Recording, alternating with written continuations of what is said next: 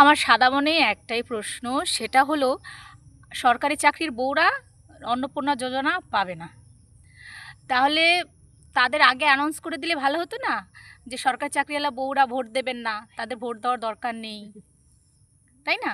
তো ভোটটা যখন নিয়েছেন, তাহলে আমরা কেন অন্নপূর্ণা যোজনা পাবো না? আমরাও তো 24 ঘন্টা সংসারের জন্য কাজ করি, আমাদের তো ফিক্সড কোনো অ্যামাউন্ট নেই, আমাদের কিন্তু বেতন নেই। তাহলে আপনারা সরকার হয়ে যদি সেটার দিকে খেয়াল না করেন, তাহলে আমরা কোথায় যাব? আর সবাই তো ওই বিউটি পার্লারের জন্য বা মাসাজের জন্য টাকাটা নেয় না, অন্য অন্য কাজে লাগে, মেয়েদের নিজস্ব একটা হাত খরচার জন্য কাজে লাগে। আমরা সব কিছুর জন্য আমাদের স্বামীর কাছে হাত পাততে হয়। নাহলে একটা কাজ করলেও তো পারেন, আমাদের বড়রা কাজ করে, তাদের স্যালারি থেকে 2-3 হাজার টাকা আমাদের অ্যাকাউন্টে ট্রান্সফার করে দিলেও তো পারেন। সেটা হলেও তো আমরা খুশি, সেটাও তো করবেন না। তাহলে এই দিকে যদি আপনারা নজর না দেন, তাহলে আমরা সাধারণ মহিলারা কোথায় যাব? সরকার একটু দেখবেন আমাদের